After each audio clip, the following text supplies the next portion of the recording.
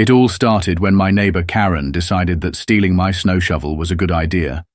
But little did she know, she'd soon find herself trapped behind a 15-foot wall of ice. You might think that's extreme, but trust me, you'd have done exactly the same thing if you lived next door to someone like Karen. See, this wasn't just any shovel. It was a brand new, heavy-duty, steel-bladed beauty, bought specifically for the heavy snowfall that had been forecasted for weeks. And when I woke up early on that freezing morning to clear my driveway, I was already annoyed about getting out of bed. But when I opened my garage door to find nothing but an empty space where my shovel should have been, annoyance quickly turned into confusion. At first, I thought maybe I'd misplaced it. After all, mornings after a blizzard can be chaotic. I figured I'd left it leaning against a wall, maybe behind the snowblower. I checked everywhere. Behind boxes, under shelves, even inside the shed, where the only thing I found was an old rake and some cobwebs. The frustration grew with every step, because deep down, I knew exactly where I'd left it. On the hooks right next to my snowblower, neatly organized, waiting for me. As I stood scratching my head in disbelief, cold air biting at my fingers, a sudden glint caught my eye through the garage window. Looking outside, I couldn't believe what I saw. Right there, clear as day, stood Karen in her pristine designer coat. The kind you wear to ski resorts, but never to shovel snow. With boots so clean they must have been straight out of the box, and gloves with faux fur lining. And in her perfectly manicured hands was my snow shovel. Not just a shovel that looked like mine, not something vaguely similar, but my exact shovel. The shiny steel blade gleaming mockingly in the morning sun. Karen was calmly, almost arrogantly, shoveling her driveway, moving with exaggerated motions as if she were performing for an invisible audience. The audacity left me momentarily speechless. Now, Karen wasn't just any neighbor. Every neighborhood has its resident busybody or HOA queen. But Karen was something else entirely.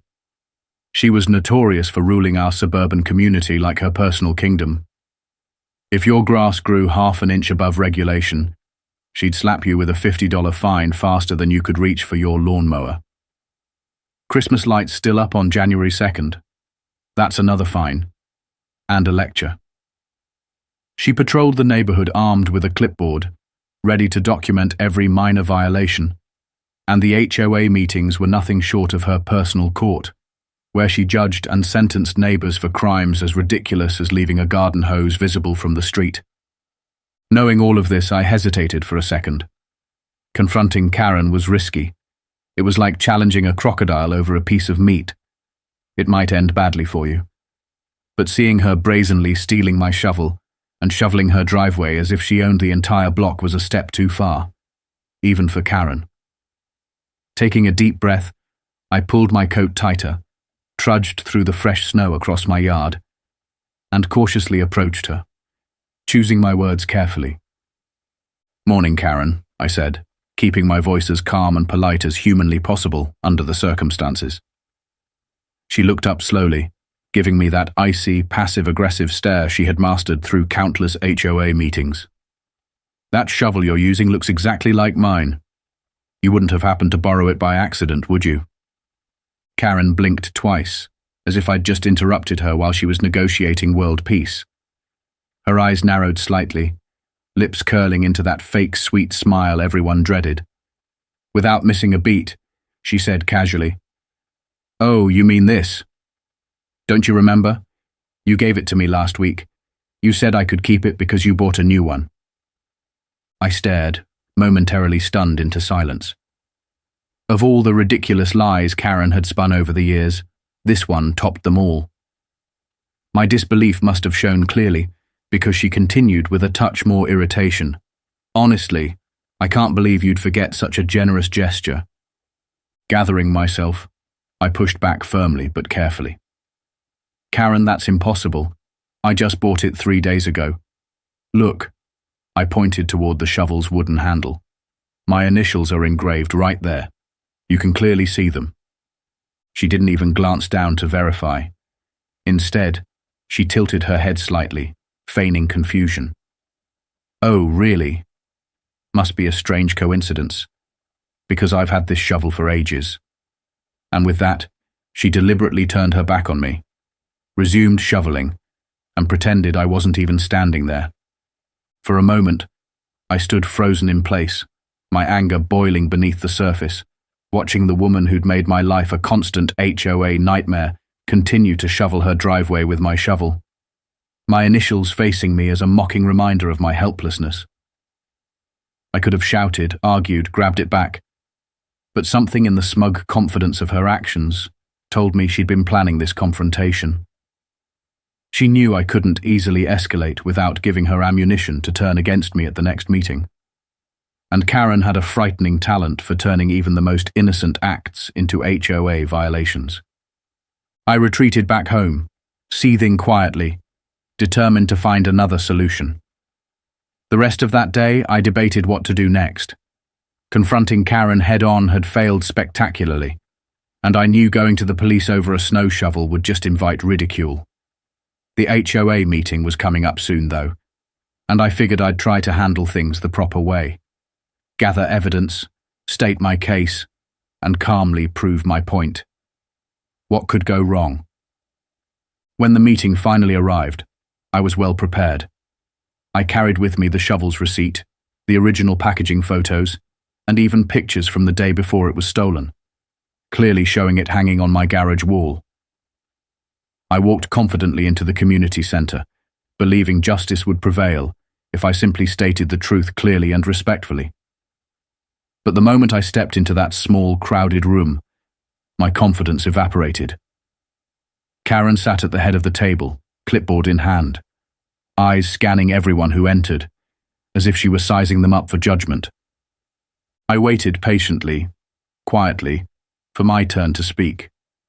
When Karen finally acknowledged me with a sigh, as if granting me an enormous favor, I laid out my case carefully.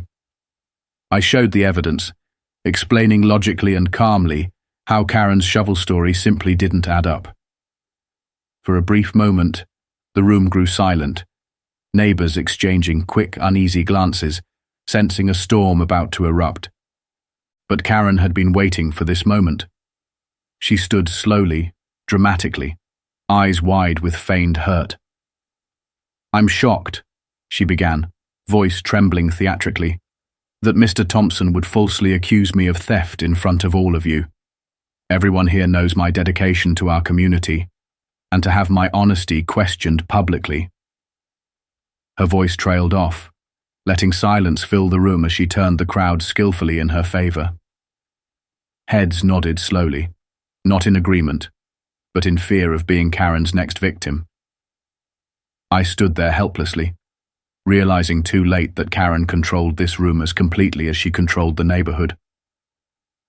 "Mr. Thompson," Karen said sweetly, now regaining composure and smiling triumphantly, "making false accusations against a neighbor is itself a serious violation of HOA Rule 3.2b. And given your aggressive tone here tonight, I believe a fine is in order. Do we have agreement?" Murmurs of reluctant assent filled the room, no one daring to disagree openly. Before I could protest, Karen had written the fine into her clipboard and smiled coldly. 2 days later, another fine arrived in my mailbox. Failure to remove snow from driveway within HOA time guidelines. $50 penalty. I stared at the paper, feeling an anger I'd never known before. How could I clear snow without my stolen shovel? Karen had crafted a perfect trap, one that left me humiliated, outsmarted, and utterly furious.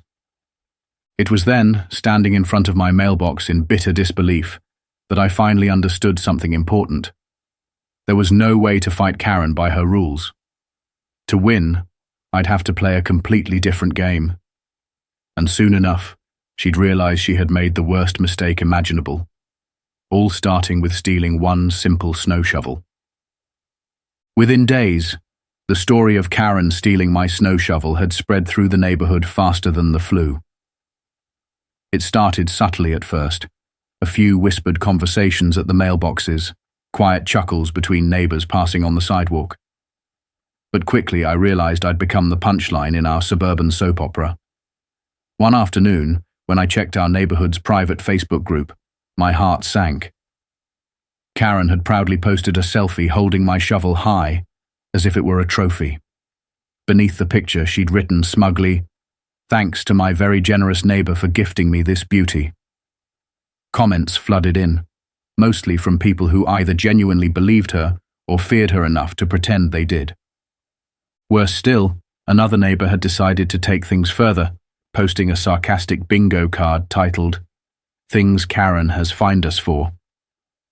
Front and center in bold letters was, "Asking for your shovel back," with my name clearly attached. The neighborhood was having a great laugh at my expense, and Karen was thriving on it. Each passing day, her confidence and arrogance seemed to swell further. I'd catch glimpses of her outside, posing ridiculously with my shovel, snapping endless selfies in various dramatic poses, as though it were some luxury accessory rather than stolen property. She tagged every photo she uploaded as "gift from a neighbor," fueling the lie that I'd willingly given it to her. Meanwhile, I struggled quietly, watching my driveway turn into an icy mess. Aware that each day Karen mocked me online, she tightened her grip on our neighborhood's social landscape. She knew exactly how to manipulate the community against anyone who challenged her. And I quickly realized she wasn't just trying to humiliate me. She wanted to set an example, to remind everyone else who might be tempted to oppose her just how effortlessly she could turn a simple confrontation into a humiliating spectacle. But what Karen didn't know, what nobody in our quiet suburban neighborhood knew, was that I wasn't just some helpless homeowner. While she ruled through intimidation and petty fines, I had a secret weapon she'd never considered: my training as an engineer specializing in extreme climates. I had spent over a decade in the harsh wilderness of northern Canada and Alaska, building complex structures designed to withstand punishing conditions. I knew ice and snow intimately, their power, their unpredictability, and most importantly, how to harness them quietly and methodically. That night, as I sat at my kitchen table, surrounded by blueprints, diagrams, and scribbled calculations, I barely noticed the hours passing. The plan forming in my mind wasn't about revenge in the typical sense. It was about justice. Karen thrived because she controlled the rules, bending them at will. So the solution was simple. I wouldn't fight her by breaking her rules. I'd defeat her by creating a scenario where her precious HOA regulations were completely useless. My fingers tapped against my coffee mug rhythmically, excitement building with every sketch, every calculation. If Karen loved control, I'd introduce her to something beyond her ability to command, a quiet, unstoppable force of nature. The next morning, while Karen was hosting one of her endless virtual HOA meetings, her voice faintly audible through her open window, I ventured outside into the biting cold, carefully testing the conditions. I walked slowly along the border between our properties, examining how the snow had settled and how the bushes and fences already held a natural layer of ice. A quick spray of my garden hose into the frigid air confirmed my suspicions. It froze instantly, leaving a sparkling glaze of frost behind. I smiled quietly. Everything was aligning perfectly. But I knew this couldn't be rushed or careless. Karen was far too observant. She'd notice anything suspicious immediately. So I started small, quietly installing hoses and nozzles at carefully hidden locations, masked behind shrubs and fence posts. These were no ordinary hoses. They were designed to produce the finest mist imaginable, droplets almost invisible to the eye, but capable of freezing into delicate, yet durable layers of clear ice. Everything was controlled remotely, activated only in the dead of night when the neighborhood slept soundly and temperatures plummeted. This wasn't vandalism or sabotage.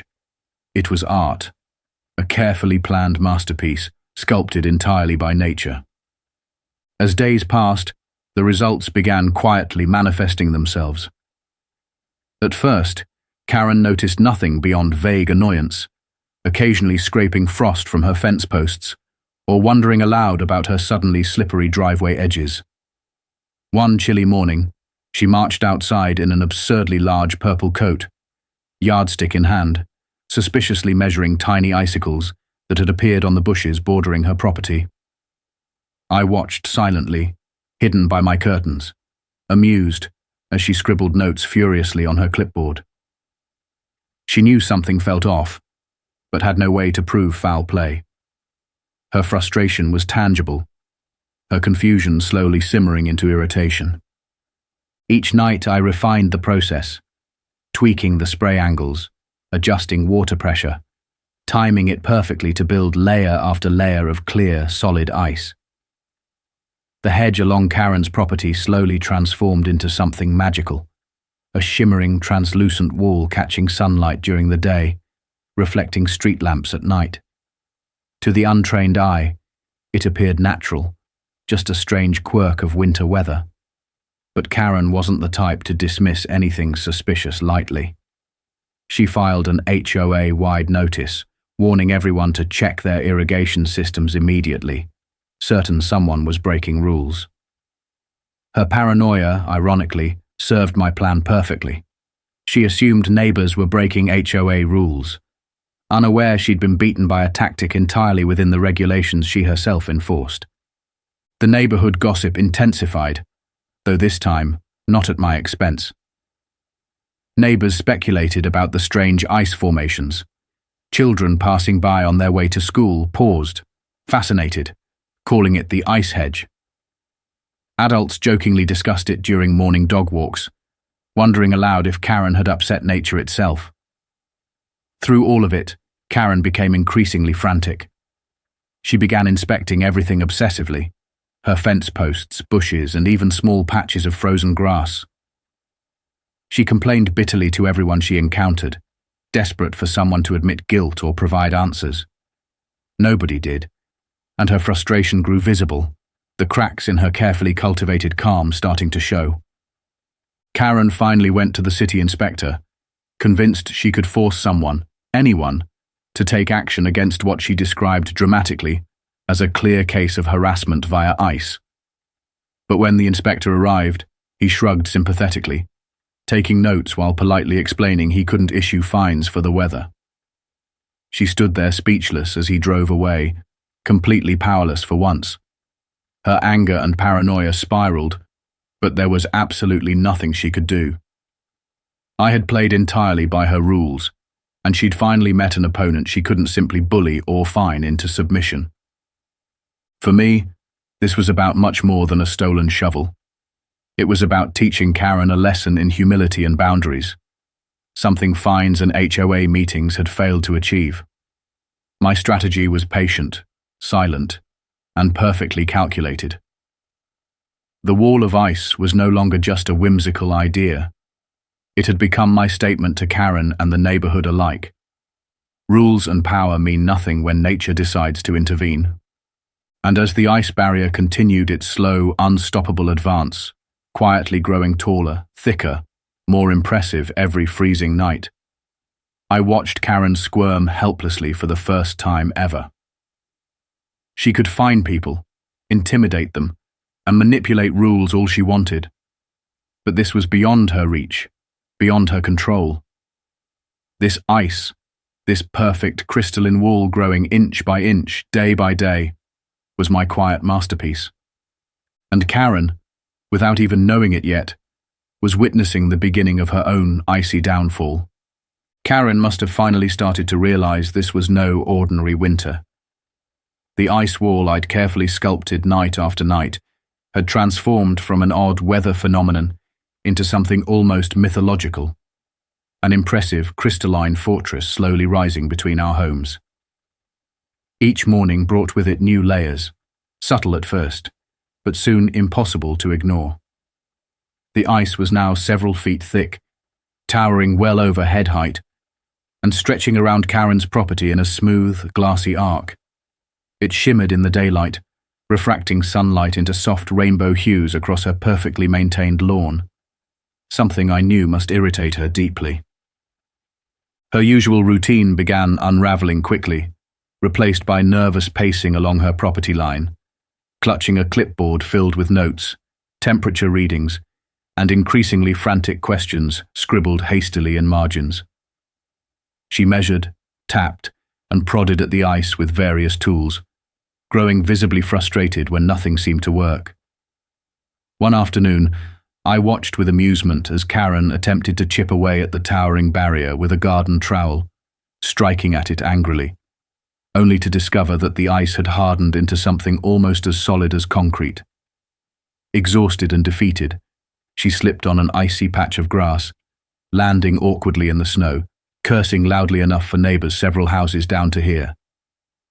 Despite her obvious embarrassment, not one neighbor rushed to help. Everyone was quietly enjoying her slow and humiliating descent from power. Soon, the wall had attracted more attention from the neighborhood. Kids on their way to school slowed down to stare, their breath forming clouds in the freezing air as they whispered excitedly about the mysterious fortress of frost rising beside Karen's house. Parents cautioned their children to stay back, yet couldn't hide their own curiosity, stopping mid-walk to gaze at the strange frozen architecture, speculating openly about how such a thing could happen. One evening, I overheard a young couple laughing and joking, taking selfies in front of the icy barrier, calling it the neighborhood's new tourist attraction. Karen, hidden behind curtains, could only watch helplessly as her house became a spectacle. Eventually, Karen did what she always did when faced with a problem she couldn't control. She called an emergency HOA meeting.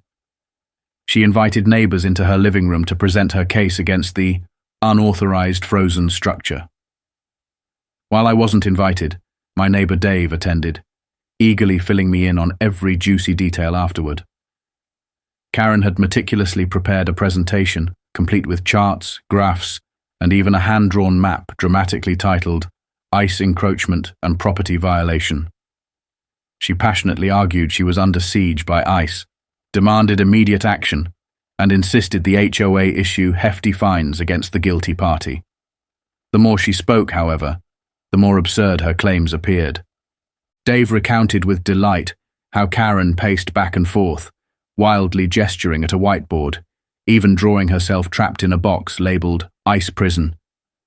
But as she became more hysterical, neighbors began exchanging uncomfortable glances, clearly realizing how far Karen had spiraled out of control. She shouted about anarchy and warned that if the HOA failed to act, the neighborhood would descend into chaos. But no matter how loudly she argued, nobody backed her. Instead, they sat silently, shifting awkwardly, unwilling to support the woman who'd made their lives miserable with petty fines for years. Humiliated, Karen stormed out of the meeting, slamming doors so hard the windows rattled. Determined not to lose, Karen took another drastic step. A few days later, I noticed security cameras appearing along her property line. One trained directly at the ice wall, another pointed straight at my house. Their red lights blinked aggressively through the darkness, Karen's silent message that she was watching closely. Unfazed, I continued carefully refining my nightly routine, adjusting spray angles to produce an even finer mist, now nearly invisible, allowing nature to quietly and methodically build upon the existing layers. Karen could film all she wanted. Nothing I did crossed onto her property. The wind, temperature, and freezing mist were my silent accomplices, and they answered to no camera. Her next desperate tactic involved industrial-strength ice melt, generously sprinkled along the base of the wall, as if salt alone could conquer winter's quiet fury. The first morning after, I admit, I felt slight concern watching the edges soften, but nature quickly intervened. By nightfall, temperatures plunged dramatically, refreezing Karen's efforts into sharp, jagged ice crystals that made the barrier appear even more sinister. The wind, as though conspiring with me, carried freezing droplets further than usual, completely sealing her decorative metal gate shut. She discovered this at sunrise, rattling it furiously, even hitting it repeatedly with her purse in frustration, before finally storming back into the house to plot her next move. Later that same day, I watched from my window as a police cruiser slowly rolled up, officers cautiously stepping onto Karen's driveway. She emerged from her home dramatically, arms waving, urgently pointing at the frozen gate and towering wall, gesturing wildly toward my property.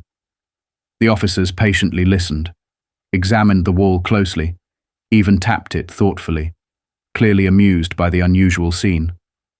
After several minutes, they politely approached my front door.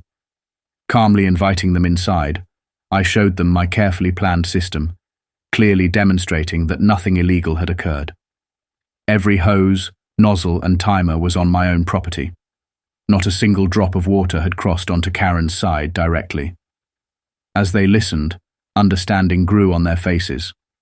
"So," one officer said, suppressing a smile, "you're telling us the weather built that wall?" I nodded earnestly. "Exactly." The officers shook their heads, chuckling quietly as they left, informing Karen politely but firmly that no crime had occurred. Karen stood speechless in her driveway, watching them drive away, her face turning redder with rage. For the first time in years, she'd finally met something she couldn't bully or intimidate into submission. Even the police had sided with nature, leaving Karen utterly powerless. But the final tipping point arrived the next morning, when Karen discovered her front gate entirely frozen shut, now permanently sealed by a beautifully symmetrical, thick, icy archway that had slowly formed overnight. In a panic, she plugged in a hairdryer using an extension cord from inside her house, desperately attempting to thaw the gate's hinges. Instead, the ice only grew slicker and thicker, freezing solid again instantly in the frigid morning air. Finally admitting defeat, she called the fire department, reporting an emergency. Firefighters arrived, listened patiently, and tested the ice's strength carefully, shaking their heads when it proved nearly unbreakable. They politely informed her that without immediate danger, they couldn't intervene, leaving Karen stunned and frustrated, standing helplessly in front of her own impenetrable ice prison. Within hours, a short video filmed by a teenage neighbor went viral, showing Karen angrily shaking her frozen gate, yelling at it like a madwoman.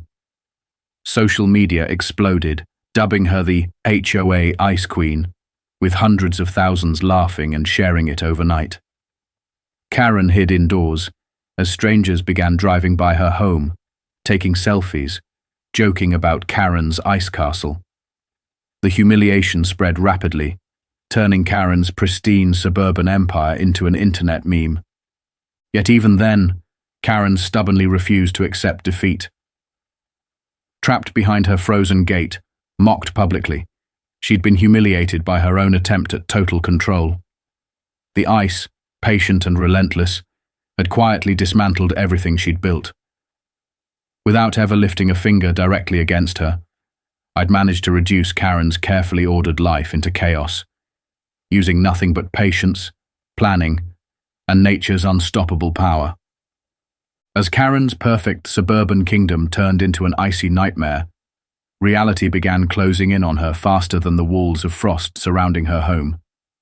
The towering ice barrier had reached its final form, a monumental structure nearly 15 feet high, wrapping majestically around her property in smooth, glass-like sheets. It shimmered beautifully under sunlight and glowed mysteriously beneath the pale streetlights at night, transforming the entire block into something surreal and almost magical. To neighbors, it was fascinating.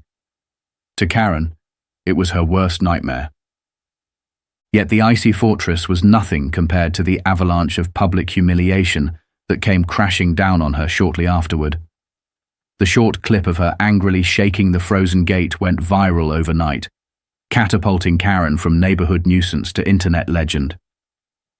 She woke up the next morning unaware that she'd become a meme sensation, her furious face plastered across every social media platform imaginable, captioned with things like, "HOA Queen finally gets iced," and "When you call the manager on nature."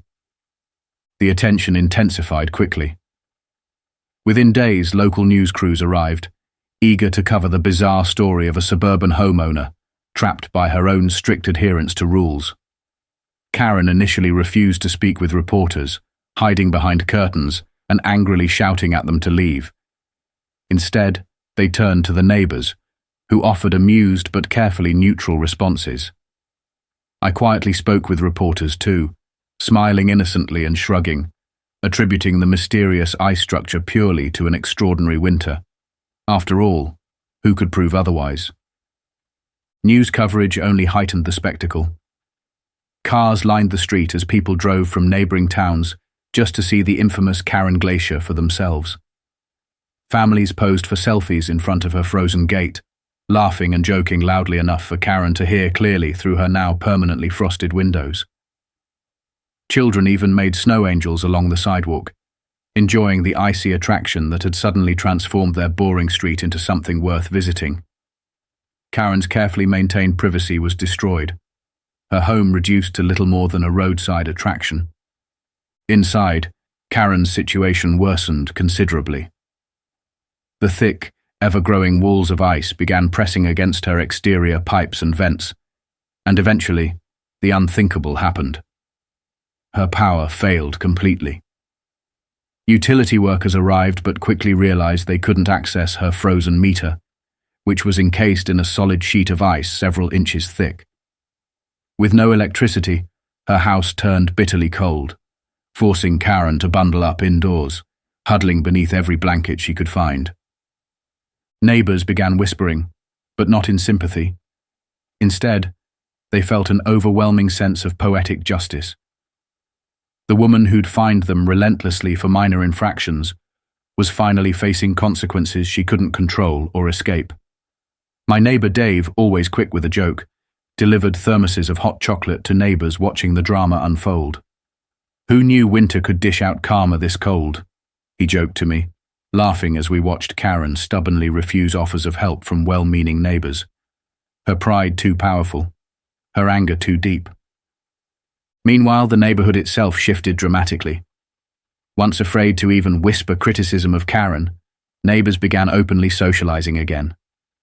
Impromptu gatherings occurred frequently on driveways, porches, and street corners, as everyone swapped stories about their own petty fines and ridiculous HOA violations inflicted by Karen.